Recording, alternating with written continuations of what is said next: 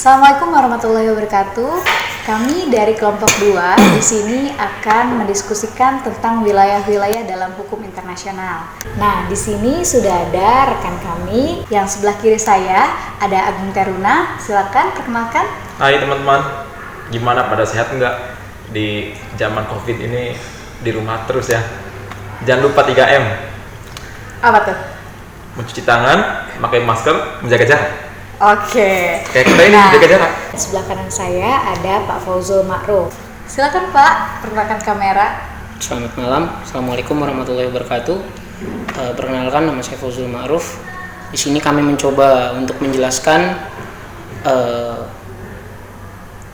tugas yang diberikan oleh dosen kepada kami di kelompok 2 tentang wilayah-wilayah dalam hukum internasional. Mungkin selanjutnya akan dijelaskan pertama kali oleh saudari Rere. Silakan, Rere. Nah, di sini kan wilayah hukum internasional tuh banyak ya teman-teman. Ada 15 subbahasan. Nah, yang pertama adalah konsep wilayah dalam hukum internasional. Nah, di sini saya coba jelasin dulu ya. Hukum internasional didasarkan pada konsep negara. Negara pada gilirannya terletak di atas dasar kedaulatan yang mengungkapkan secara internal supremasi lembaga pemerintah dan secara eksternal supremasi negara sebagai badan hukum. Saat ini ada beberapa 200 unit teritorial yang berbeda, masing-masing tunduk pada teritorial yang berbeda kedaulatan dan yurisdiksi. Kedaulatan teritorial. Hakim Huber mencatat di Pulau Palmas kasus bahwa kedaulatan dalam kaitannya dengan sebagian permukaan dunia adalah legal kondisi yang diperlukan untuk penyertaan bagian tersebut di wilayah manapun negara tertentu. Kedaulatan teritorial yang dibatasi dalam hal keberadaan hak atas wilayah daripada kemerdekaan negara itu sendiri atau hubungannya dari orang ke orang. Itu adalah cara untuk membedakan hak penuh atas wilayah yang dikenal hukum dengan hak teritorial minor tertentu, seperti sewa dan perbudakan. Kedaulatan teritorial memiliki sisi positif dan negatif aspek. Yang pertama berkaitan dengan eksklusivitas kompetensi negara mengenai wilayahnya sendiri. Sedangkan yang terakhir mengacu pada kewajiban untuk melindungi hak negara lain. Perselisihan mengenai wilayah dalam hukum internasional dapat dibagi menjadi kategori yang berbeda.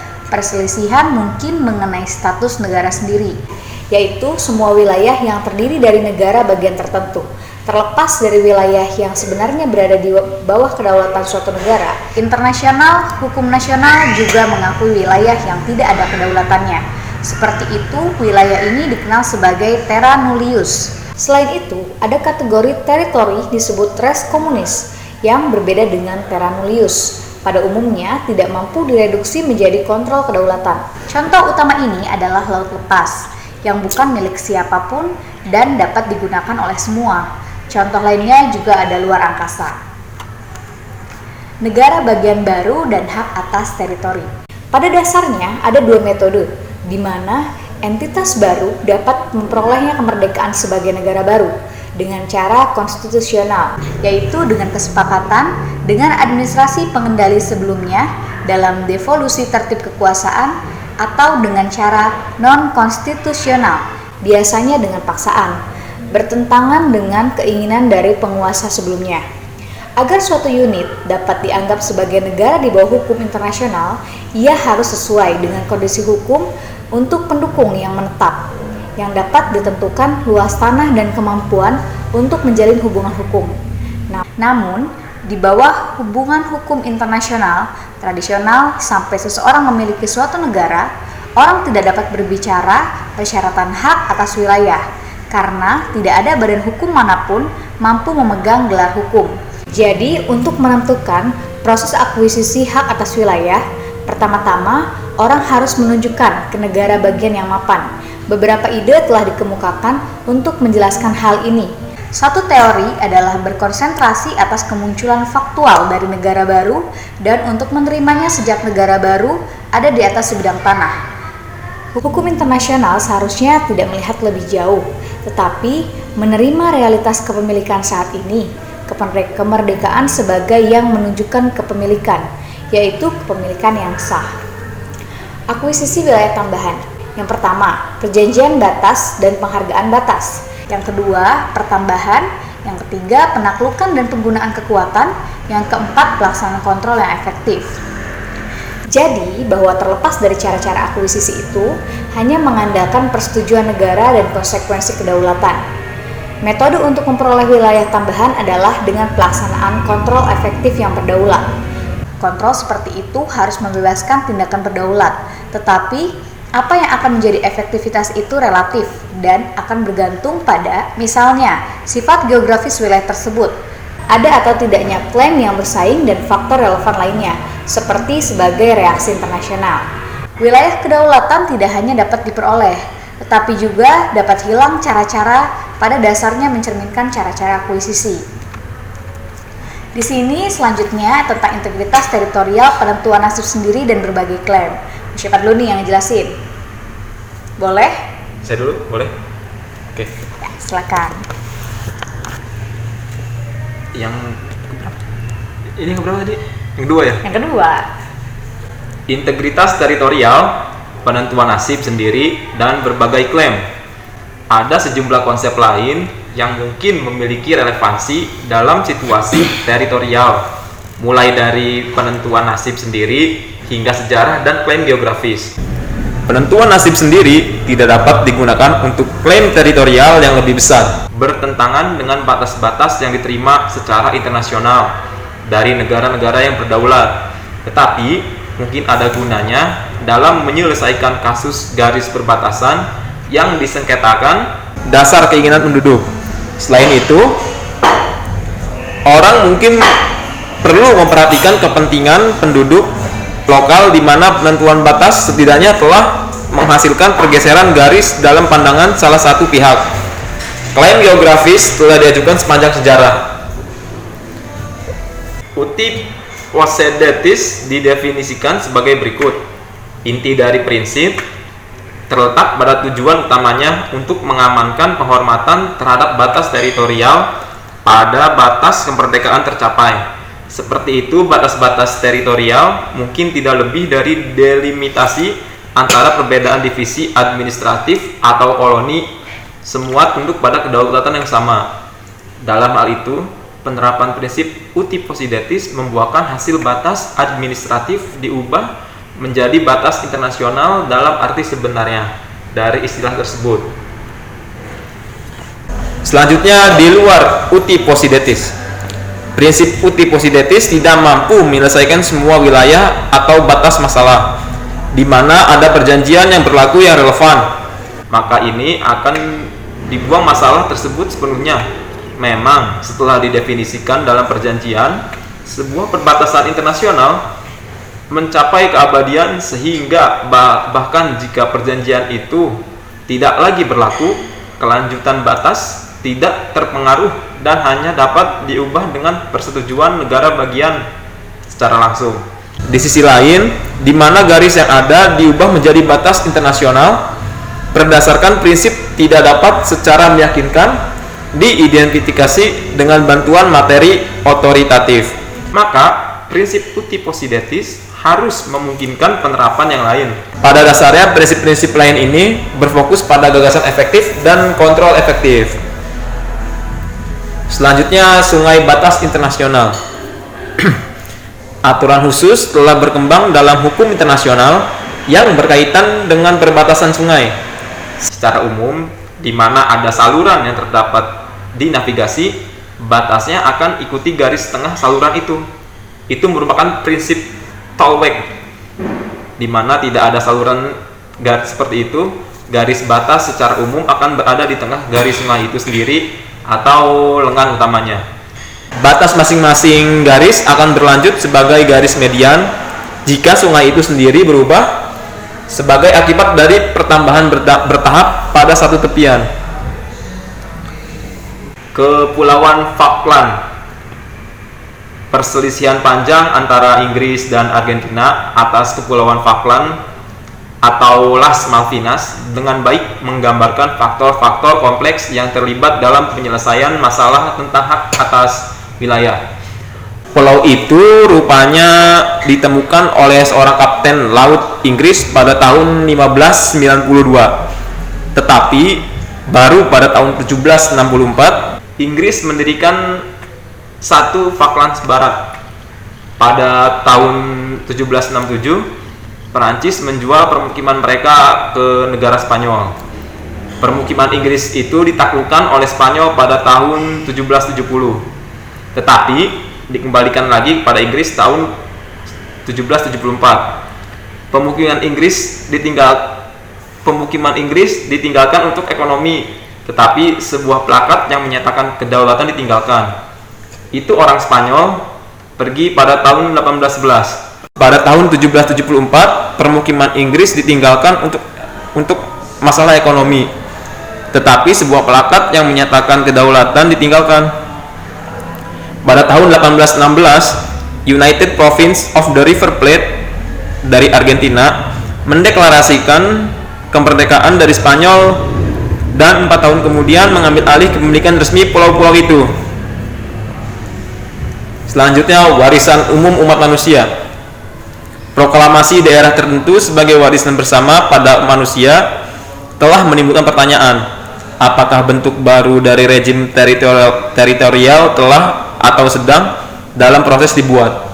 Pada tahun 1970, Jenderal PBB mengadopsi deklarasi prinsip yang mengatur dasar laut dan dasar laut, di mana tercatat bahwa area tersebut dan sumber tersebut adalah warisan umum umat manusia. Ini diulangi lagi di pasal 136 dan 137 dari Konvensi 1982 tentang hukum laut, yang tidak ada kedaulatan atau hak lain yang akan diakui berkenaan dengan acara tersebut, kecuali dalam kasus mineral yang ditemukan sesuai dengan konvensi, dan eksploitasi itu hanya bisa dilakukan sesuai dengan aturan dan struktur yang ditetapkan oleh Convention. Selanjutnya, daerah kutub. Wilayah Antartika memiliki kepentingan strategis, seperti halnya hamparan luas wilayah yang tidak bersahabat antara Amerika Utara dan Rusia. Ini sebagian besar terdiri dari bongkahan es di bawah kapal selama operasi. Negara bagian Antartika lainnya di Norwegia, Finlandia, Denmark, dan Amerika Serikat, bahwa sebagian besar wilayah ini terdiri dari bongkahan es yang bergerak. Beberapa negara menandatangani konvensi, namun penentangan terhadap konvensi menjadi tumbuh. Penandatangan konvensi 1988 tentang sumber daya mineral merangsang oposisi dalam resolusi 43/83 diadopsi oleh sidang umum tahun itu. Penyesalan yang mendalam diungkapkan bahwa konvensi tersebut seharusnya telah ditandatangani, meskipun resolusi sebelumnya menyatakan bahwa moratorium negosiasi untuk menciptakan rezim mineral di Antartika.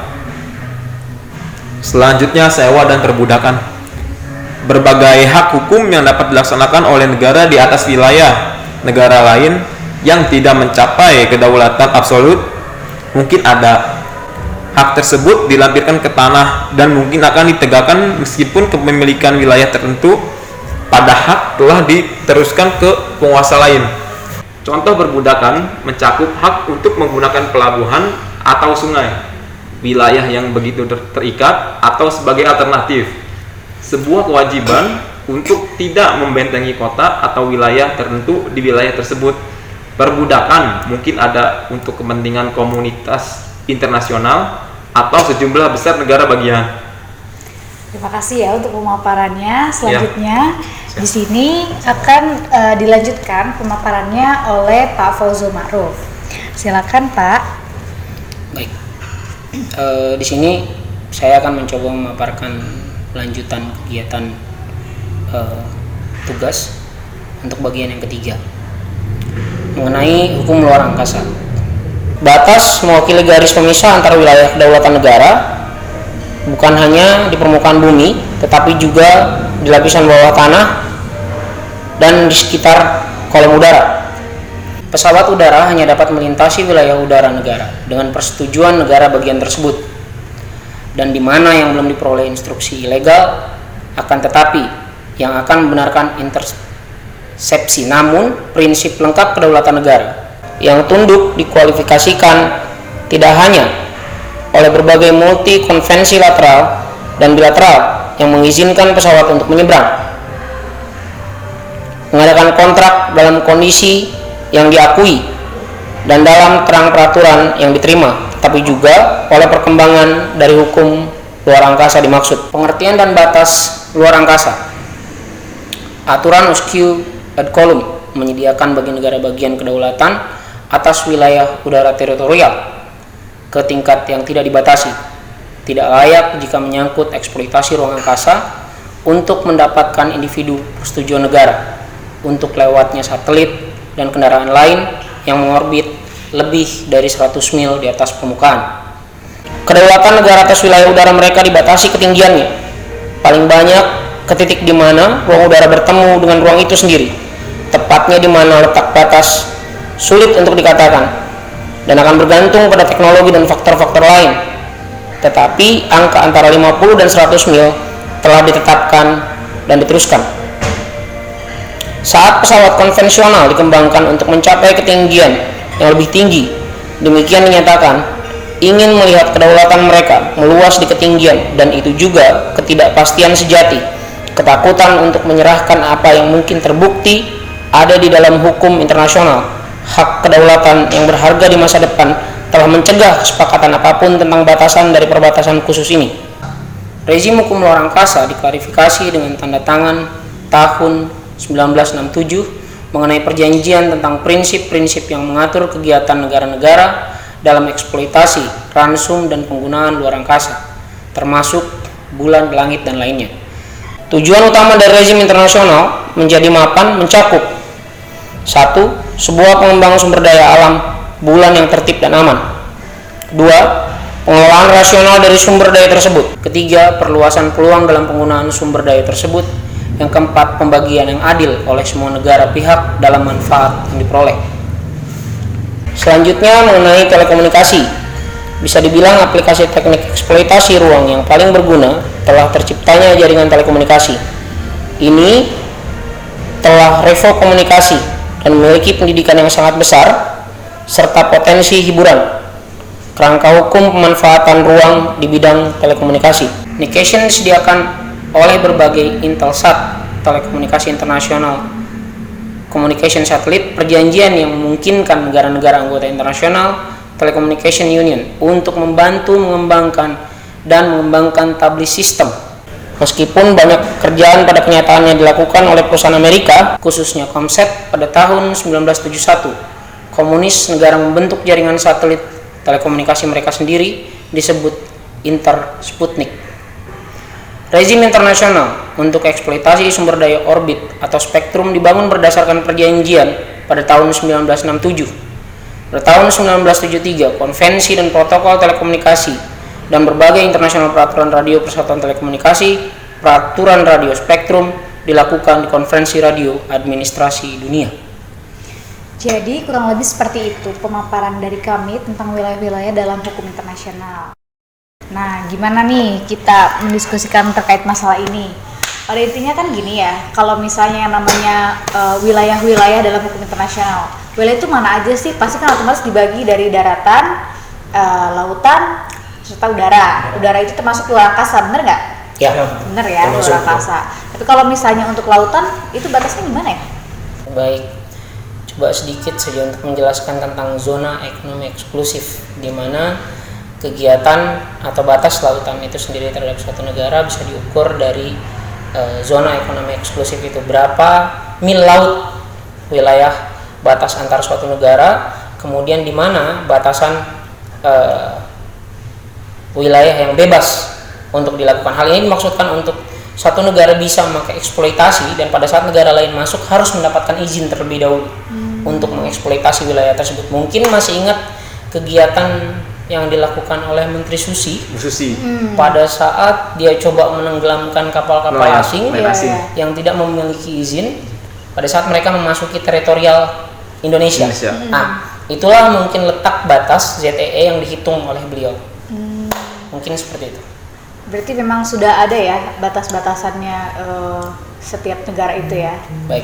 Nah, kalau misalnya itu kan tadi laut ya. Kalau di udara berarti di luar angkasa. Nih, udara kayak gimana nih kalau misalnya menurut Agung Teruna sendiri versinya? Udara itu kan otomatis gini. Kita kan wilayah Indonesia nih, negara Indonesia. Nah, itu udara itu mencakup apa sih?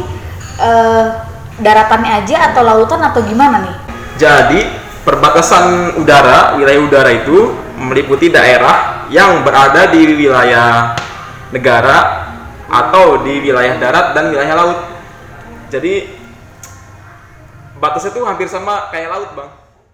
Nih teman-teman, ngomong-ngomong ada yang nanya nih ya buat kelompok kita. Di sini pertanyaan dari saudara Dede. Perkenalkan, nama saya Dede Yadi Haryadi.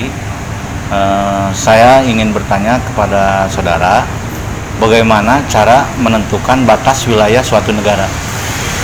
Nah, siapa nih yang mau jelasin pertama nih?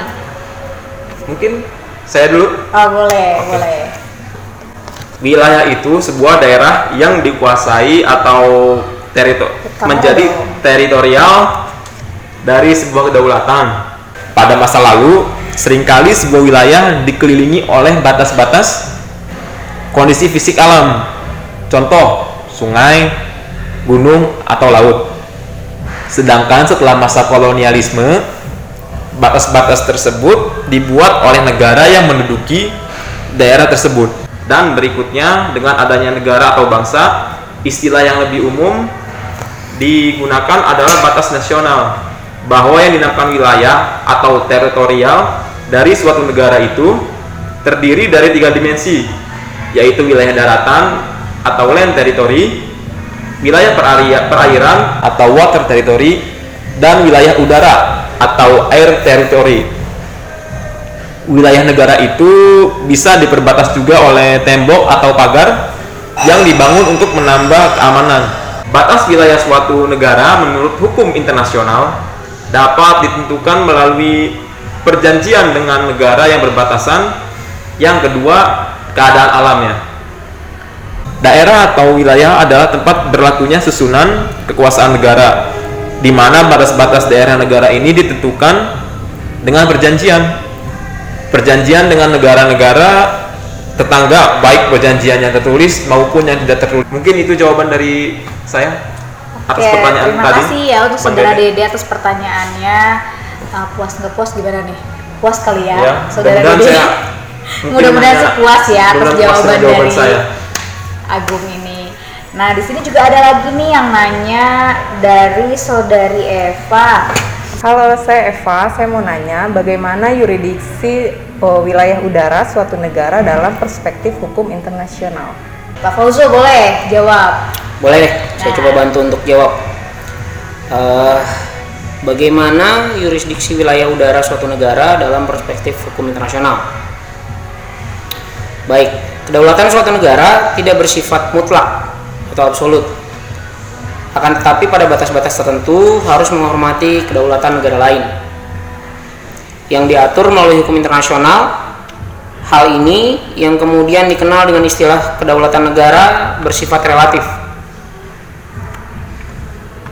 Relative sovereignty of state. Dalam konteks hukum internasional, negara yang berdaulat pada hakikatnya harus tunduk dan menghormati hukum internasional itu sendiri, maupun kedaulatan dan integritas wilayah negara lain.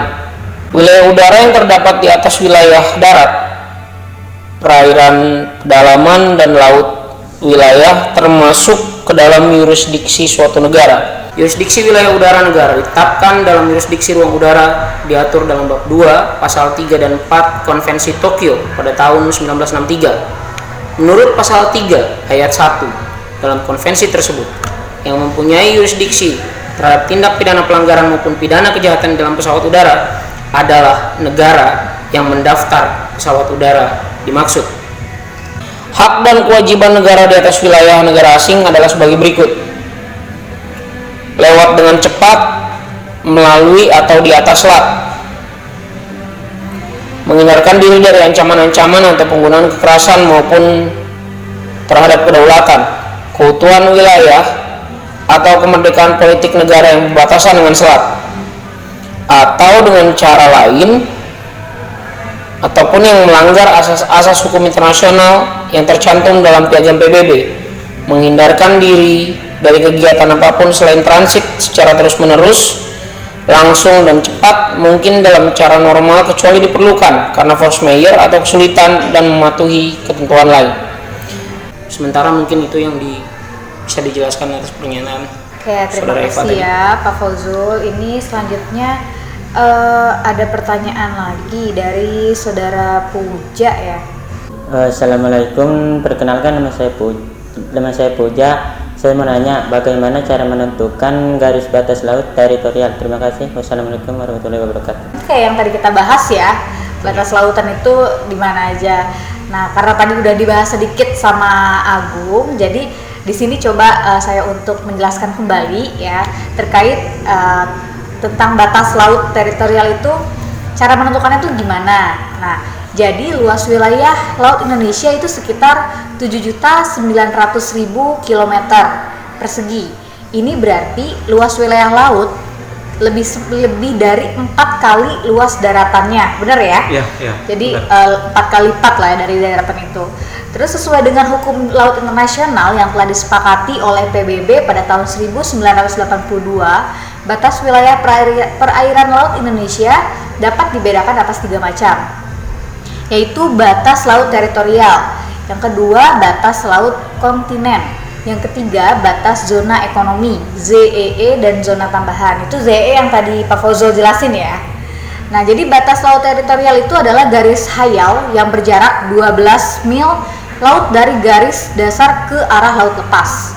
Garis dasar adalah garis hayal yang menghubungkan titik-titik dari ujung pulau. Jarak titik yang satu dengan lainnya tidak boleh lebih dari 200 mil laut. Jika ada 2 negara atau lebih menguasai suatu lautan, sedang lebar lautan tersebut kurang dari 20. Jadi keberadaan suatu wilayah dengan batas-batas tertentu yang jelas merupakan salah satu syarat berdirinya suatu negara. Wilayah negara NKRI ini kan terdiri dari wilayah laut yang berada di bawah kedaulatan negara seluas 3,1 juta kilometer persegi. Wilayah laut di mana negara memiliki hak-hak berdaulat seluas 2, juta kilometer persegi. Wilayah darat seluas 1,9 juta kilometer persegi terdiri dari 17.508 pulau besar dan kecil dengan panjang pantai 81.900 km serta wilayah udara yang terdapat di atasnya. Nah, terus mungkin cukup segitu aja kali ya. Bener gak sih tadi jawabnya? Apa ada yang kurang, mau nambahin boleh? Cukup jelas. Cukup ya. Cukup. Jadi karena tadi sudah ada 3 pertanyaan dari teman-teman kita ya, jadi mungkin cukup segini aja tuh, mau ditambah lagi? So, kalau mau nambahin, bagus? Ya cukup. Pak. Udah nih, jadi cukup, udah segitu aja. Cukup. Oke, cukup ya, karena udah cukup ya. Mungkin batasnya juga kita jangan-jangan kelamaan nih durasinya, enggak ya? Pas kayaknya. Ya udah, mungkin dari kami kelompok 2 hanya demikian ya. Ya, sih. Jadi kalau misalnya ada kurangan atau ada kesalahan, mohon koreksi dan kami mohon maaf karena kami juga masih sama-sama belajar ya. Sama-sama belajar. Jadi kurang lebihnya kami mohon maaf juga. Wabillahi taufik wal hidayah. Wassalamualaikum warahmatullahi wabarakatuh.